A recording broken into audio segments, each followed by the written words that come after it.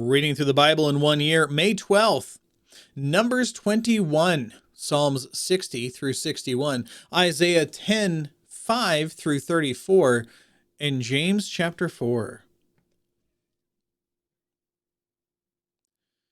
When the Canaanite, the king of Arad, who lived in the Negev, heard that Israel was coming by the way of Atharim, then he fought against Israel and took some of them captive.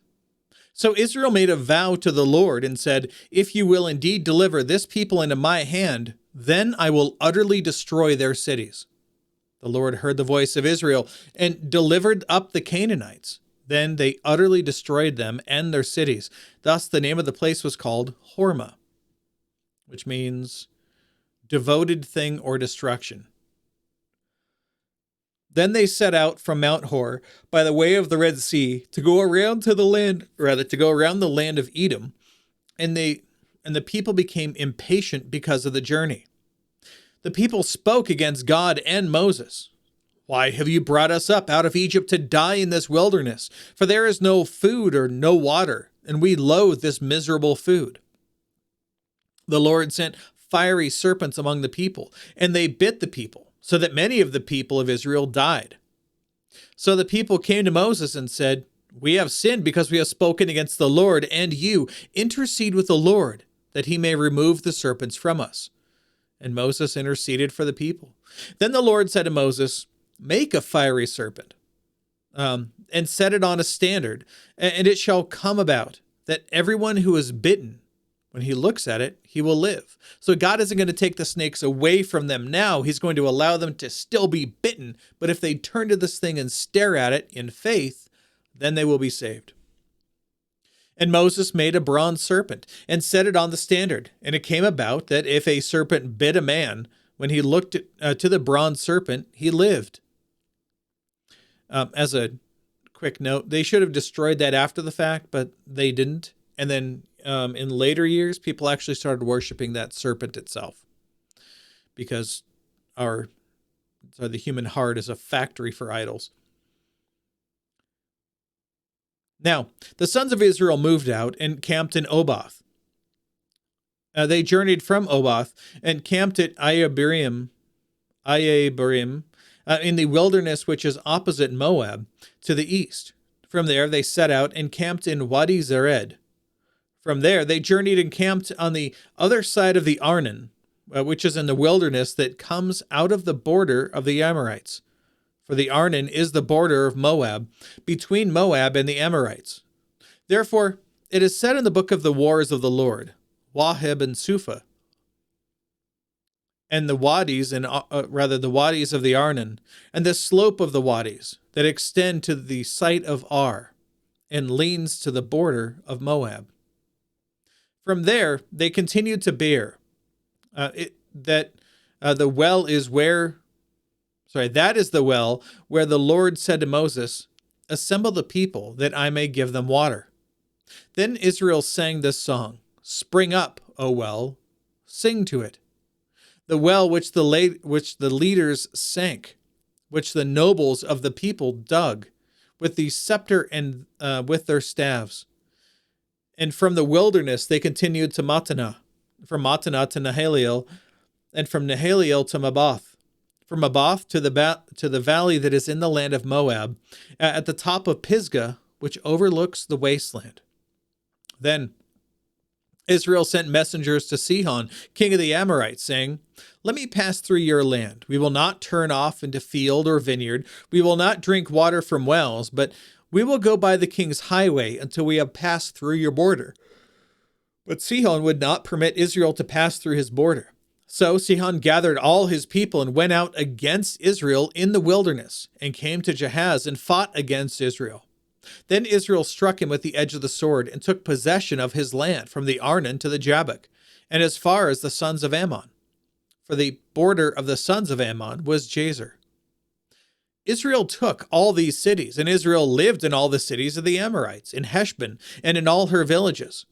For Heshbon was the city of Sihon, king of the Amorites, who had fought against the former king of Moab, and had taken all his land out of his hand, as far as the Arnon. Therefore, those who use Proverbs say, "Come to Heshbon, let it be built.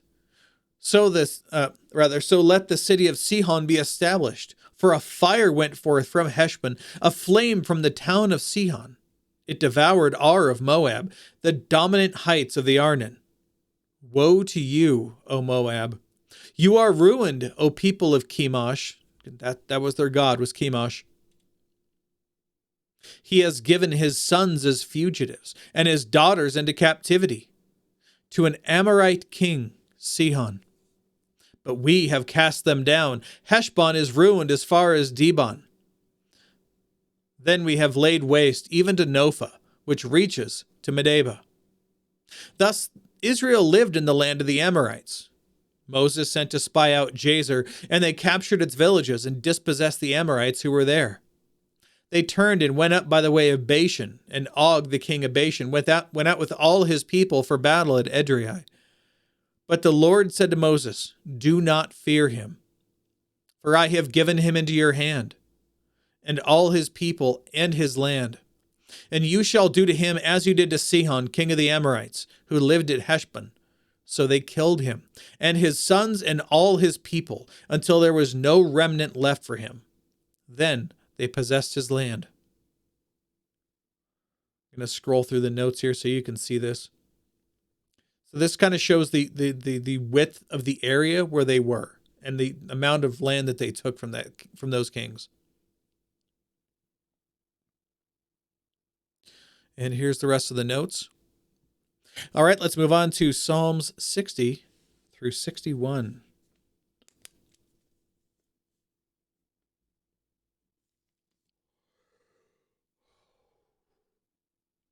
O God, you have rejected us. You have broken us. You have been angry. O restore us. You have made the land quake. You have split it open. Heal its breaches, for it totters. You have made your people experience hardship. You have given us wine to drink that makes us stagger. You have given a banner to those who fear you. May it be may it be displayed because of the truth. I'm going to restate that last one. That it may be displayed because of the truth. That your beloved may be delivered. Save with your right hand and answer us. God has spoken in his holiness. I will exalt. I will portion out Shechem and measure out the valley of Succoth. Gilead is mine, and Manasseh is mine. Ephraim also is the helmet of my head. Judah is my scepter. Moab is my washbowl, and over Edom I throw my shoe. Shout loud, O Philistia, because of me. Who will bring me into the besieged city? Who will lead me to Edom? Will not you yourself, O God? Rather, have not you yourself, O God, rejected us? And will you not go forth with our armies, O God? Give us help against the adversary. For deliverance by man is vain, though rather through God we shall do valiantly, and it is he who will tread down our adversaries.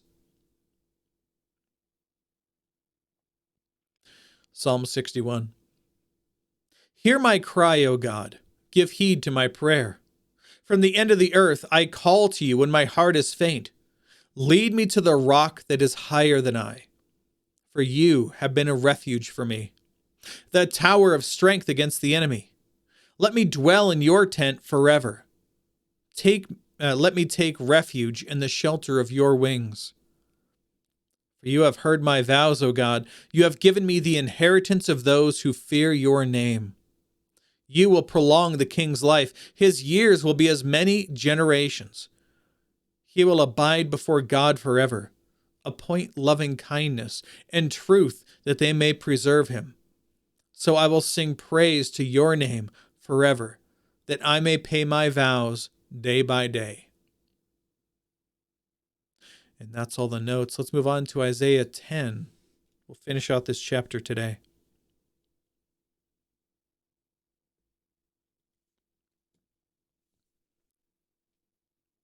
Woe to Assyria, the rod of my anger. and the staff in whose hands is my indignation. I send it against a godless nation and commission it against the people of my fury, to capture booty and to seize plunder and to trample them down like mud in the streets. Yet it does not so intend, nor does it plan so in its heart, but rather it is its purpose to destroy and to cut off many nations. For it says, "Are not my princes all kings? Is not Calno like Carchemish, or Hamath like Arpad, or Samaria like Damascus? As my hand has reached into the kingdoms of the idols, whose graven images were greater than those of Jerusalem and Samaria. Shall I not do to Jerusalem and her images just as I have done to Samaria and her idols? So it will be that when the Lord has completed all his work on Mount Zion and on Jerusalem, he will say, I will punish the fruit of the arrogant heart of the king of Assyria and the pomp of his haughtiness." Because these words above are basically saying, hold on. I have destroyed all of these other places. This is what the king is saying. So this is just another land for me to conquer. I will do the same thing there that I've done elsewhere. So this is the arrogance of the king of Assyria that God is going to punish. He's going to use him to do this work, but he's still going to punish him because he thought that he was doing it by his own will or his own ability. For he has said, "By the power of my hand, by my wisdom," this is the king of Samaria, "I did this." Rather, the king of Assyria, not Samaria. "For I have understanding, and I removed the boundaries of the peoples and plundered their treasures. Like a mighty man, I brought down their inhabitants, and my hand reached to the riches of the peoples like a nest. As one gathers abandoned eggs, I gathered all the earth. And there was not one that flapped its wing or opened its beak or chirped." He couldn't have done any of these things had not God allowed him to do so. Is the axe to boast itself over the one who chops it? Or chops with it? Again, this is God saying, I've used him simply as a tool. Is the saw to exalt itself over the one who wields it? That it would be like a club wielding those who lift it, or like a rod lifting him who is not wood. Therefore the Lord, the God of hosts, will send a wasting disease among his stout warriors, and under his glory a fire will be kindled like a burning flame. And the light of Israel will become a fire, and his Holy One a flame. And it will burn and devour his thorns and his briars in a single day. And he will destroy the glory of his forest and of his fruitful garden, both soul and body. And it will be as when a sick man wastes away. And the rest of the trees of his forest will be so small in number that a child could write them down. Now, in that day, the remnant of Israel and those of the house of Jacob who have escaped will never again rely on the one who struck them, but will truly rely on the Lord, the Holy One of Israel. A remnant will return, the remnant of Jacob, to the mighty God. For though your people, O Israel, may be like the sand of the sea, only a remnant within them will return. A destruction is determined, overflowing with righteousness. For a complete destruction, one that is decreed, the Lord, God of hosts, will execute in the midst of the whole land.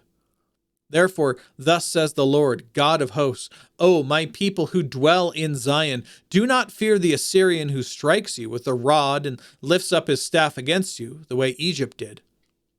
For in a very little while, my indignation against you will be spent, and my anger will be directed to their destruction.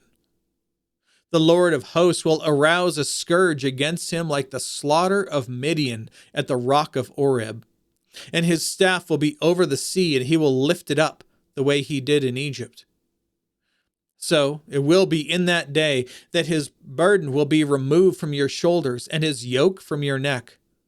And the yoke will be broken because of fatness. He has come he has come against Iath. He has passed through Migron. He has passed through Migron. At Michmash, he deposited his baggage. They have gone through the pass, saying, Geba will be our lodging place. Ramah is terrified, and Gibeah of Saul has fled away. Cry aloud with your voice, O daughter of Galim. Pay attention, Laishah, and wretched Anathoth. Madmenah has fled. The inhabitants of Gebim have sought refuge. Today he will halt at Nob. He shakes his fist at the mountain of the daughter of Zion, the hill of Jerusalem. Behold, the Lord, the God of hosts, will lop off the boughs with a terrible crash. Those who are tall in stature will be cut down, and those who are lofty will be abased. He will cut down the thickets of the forest with an iron axe, and Lebanon will fall by the mighty one. This map right here shows the way that they came into Jerusalem. So you can see kind of how that path goes. All right, let's move on to James 4.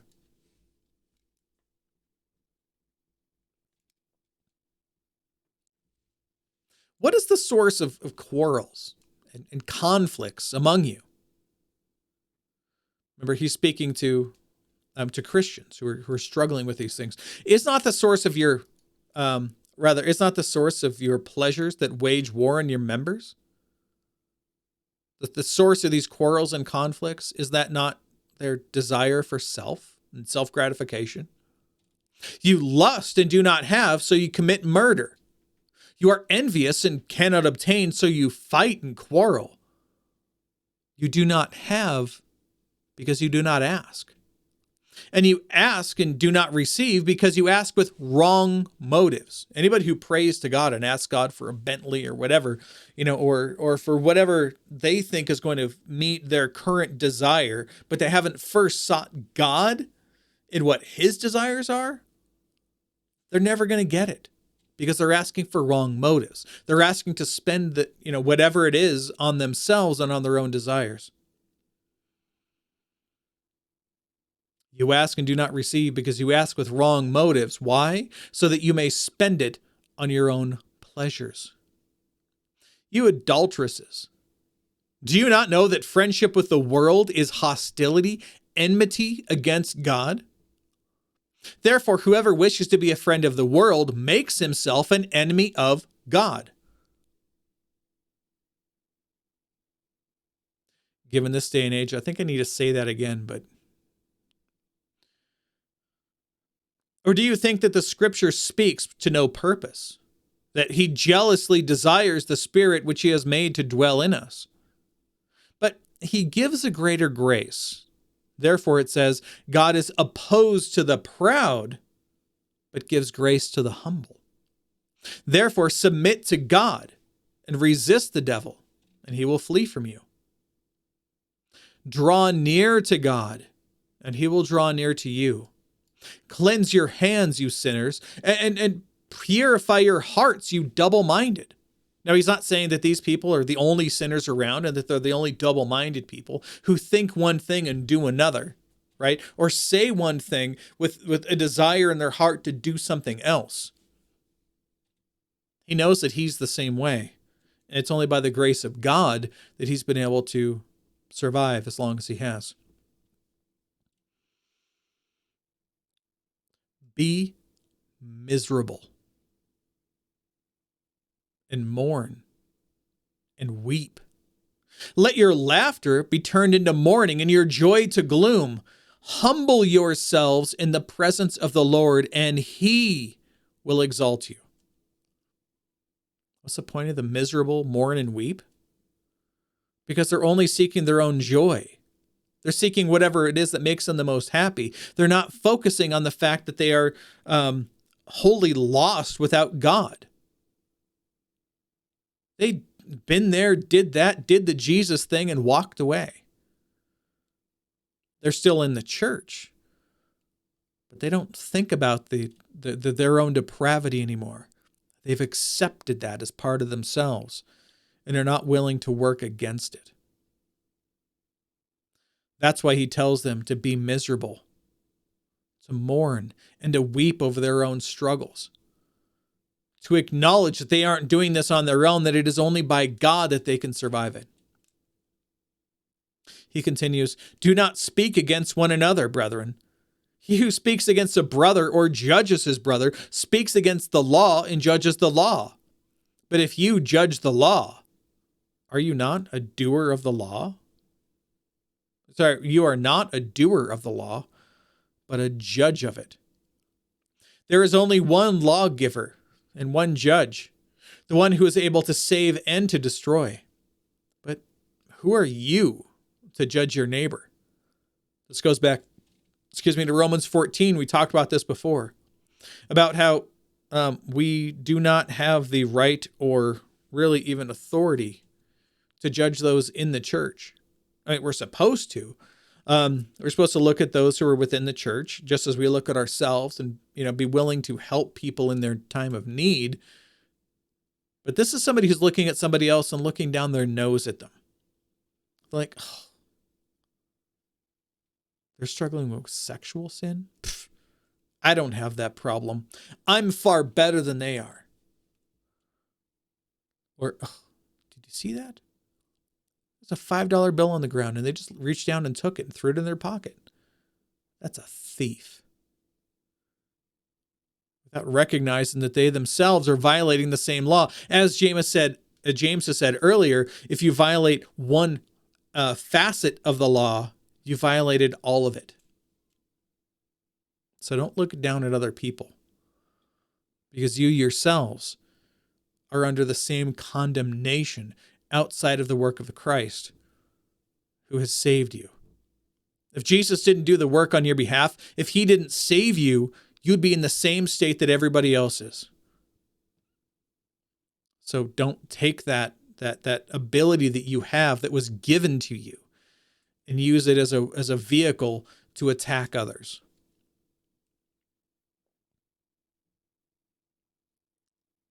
Come now, you who say, today or tomorrow we will go to such and such a city and spend a year there and engage in business and make a profit. Yet you do not know what your life will be like tomorrow. You are just a vapor that appears for a little while and then vanishes away. Instead, you ought to say, if the Lord wills, we will live and also do this or that. Give honor to God, because he's the one who controls whether you live or die. And plan ahead for your future, knowing that your future may last only a couple hours. But as it is, you boast in your arrogance. All such boasting is evil. Therefore, to the one who knows the right thing to do and does not do it, to him it is sin. And I think that's about all I need to say on this.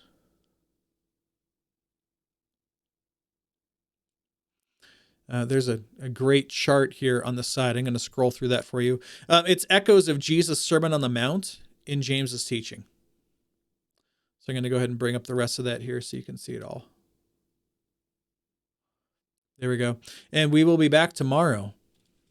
Behold, the word of the Lord.